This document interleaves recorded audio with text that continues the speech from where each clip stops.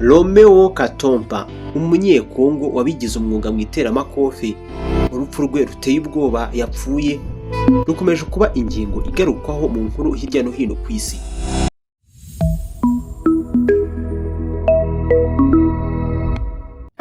Ni inkuru ibabaje, wowe banza ukore subscribe kuri iyi channel kandi ukande like kuri iyi video, ubundi twinjire muri iki kibazo. Ibi nibyo byamubayeho muri make. Hagati mu kwezi kwa karindwi 2026, Romeo Katompa yiciwe muri Afurika y'Epfo. Inkuru y'urupfu rwe ihuzwa cyane n'irondamoko ndetse no kwirukana abanyamahanga kuri ubu biri kurangwa cyane muri Afurika y'Epfo.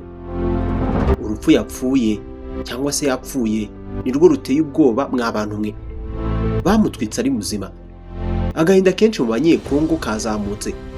Uyu mwanya baratabaza ngo babone kandi bahabwe ubutabera. Tujye dusabira Kongo. By'umwihariko noneho ababa mu mahanga dore uko byose byatangiye. Ubundi Romeo Katompa yari muntu ki? Yari akizamuka mu mpano y'abakina umukino wo gutera amakofe. Yahanganiraga mu mikino yakinaga mu gutera amakofe hariya mu gihugu cya Afurika y'Epfo. Yarazwi nk'umugabo wiyemeje kuzamura izina rye ku giti cye ndetse afasha bene wabo yasize mu rugo. Niyo mpamvu urupfu rutunguranye rwe ndetse rw'agashinyaguro yapfuye rwababaje cyane abafana b'uyu mugabo. Yabaye imyaka myinshi ahangana no kurokoka muri ringe cyangwa se mu rwambariro rw'iteramakofe. Nyamara urugomo ruri kurangwa muri aka gace rwatwaye ubuzima bwe. Ikibazo kibazwa na benshi ni ese abanyafurika bazashyira hamwe ryari? Nujya mu mateka uzabona ko muri iki gihugu cya Afurika y'Epfo ubwo barwanyaga icyitwa apartheid cyangwa se apartheid, iki cyari ivangura abazungu bazanaga muri iki gihugu n'ikandamizwa ku banyafurika. Nyamara abahaye Afurika y'Epfo ubufasha icyo gihe byari ibihugu bituranye birimo na Repubulika Iharanira Demokarasi ya Kongo uyu mukinyi cyangwa se uyu mugabo wishwe yakomokagamo. Nyamara uyu munsi abibasirwa cyane muri iki gihugu bicwa n'urugomo ruharangwa ni abanyafurika ubwabo. Wenda ibyo turaza kubireba n'impamvu yabyo. Umubare mwinshi w'abadafite akazi, ifaranga ryaguye, serivisi za rubanda zidahwitse birangwa muri Afurika y'Epfo ni bimwe mu bishinjwa bimukira binjira muri Afurika y'Epfo na bamwe mu banyapolitike. Bisa naho abaturage bamwe bari gukoreshwa mu kwishundika abimukira bashinjwa cyangwa se babashinja ingaruka za politiki y'intege nke irangwa muri iki gihugu. Afurika y'Epfo, iki gihugu mu maso ya benshi cyo gicumbi cy'umugabane wa Afurika mu bijyanye n'ubucuruzi cyangwa se ahantu aho abantu bashaka gutera imbere bajya.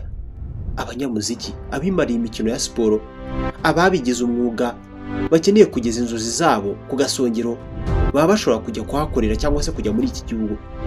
Iri sezerano ntirigushuke kubera ko ubutaka nk'ubu bwumvikana nk'ubutaka bw'amahirwe cyangwa se bw'isezerano naho kuri kwaho guhuriye n'ibyo abanyamahanga cyangwa se aba banyamahanga babayo bahurira nabyo muri iki gihugu.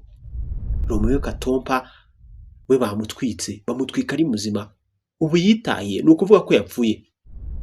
Mu bihe by'amateka bikomeye cyane Afurika y'Epfo yanyuzemo barwanya ikandamizwa n'abazungu, ibihugu bya Afurika hafi ya byose byifatanyije nabo. Icyo gihe babahaye ubufasha mu bya politiki, bifatanya nabo muri rusange. Nyamara uyu munsi abicwa n'abanyafurika.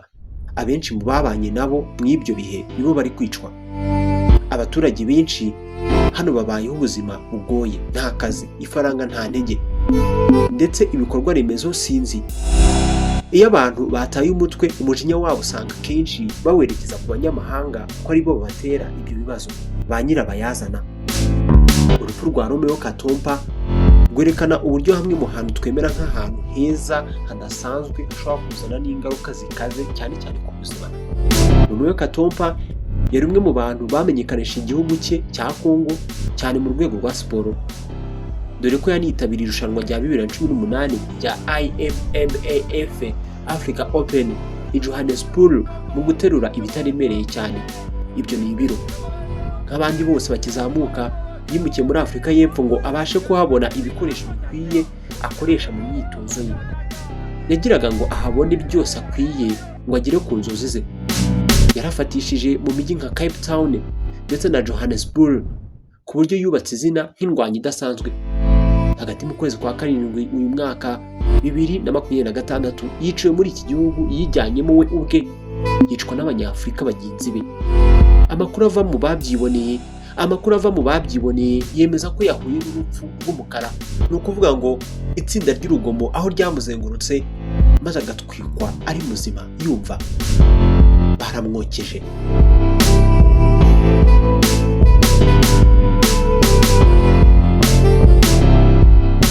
Abenshi bahuje iri yicarubozo n'urugomo rumaze igihe muri iki gihugu rurangwa mu bice bituwe n'abatuye Afurika y'Epfo b'amikoro make, aho abanyamahanga baba muri iki gihugu bibasirwa cyane.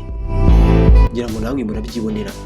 Ababigizemo uruhare bivuga ko inzego ziri kubagenza zireba ko zabasha kumenya ababyihishe inyuma, nubwo kugira icyo umenya kivuye muri leta bigoye cyane, dore ko ibintu bikomeje kugenda biba bibi muri iki gihugu. Urupfu rwe rwazamuye uburakari cyane, ndetse rwazamuye uburakari cyane n'umubabaro hirya no hino muri Kongo, ubwo ni Repubulika Iharanira Demokarasi ya Kongo, n'abanyekongo baba mu mahanga. Ku mbuga nkoranyambaga abafana be, abaharanira uburenganzira bwa muntu bagenzi be bari bahuje umwuga barasaba ko leta yabazwa ubuzima bw'inzirakarengane. Inkuru nk'iyi y'akababaro yabaye nk'ishyira itara nanone ku karubanda ku mubano ugoye waranze Kinshasa, ni ukuvuga Kongo ndetse na Pretoria cyangwa se Afurika y'Epfo. Bikomeje kugorana n'ibihugu bituranye by'iki gihugu kubera umutekano muke no kutarinda abaturage batura kandi bakorera muri iki gihugu. Ibijyanye na diplomasi biragoye, ubyita uko ubishaka. Gusa imiryango ikora imyitozo ngororamubiri yamwunamiye, iyo irimo African Boxing and Combat, bagaragaje ko bababaye cyane kandi bababajwe cyane bashavujwe na mugenzi wabo wavukijwe ubuzima akiri muto ari hanze y'urwambariro yari yarabayemo imyaka myinshi yiga kurwaniramo. Niba ushaka kujya ubonera inkuru nk'izi zibigezweho ku gihe, kora subscribe kandi ukande like kuri iyi video. Njye nitwa Samuel Mugisha, ndakomeza mbaha amakuru. Gusa umenye ko muri Afurika y'Epfo bitoroshye. Naho ubutaha.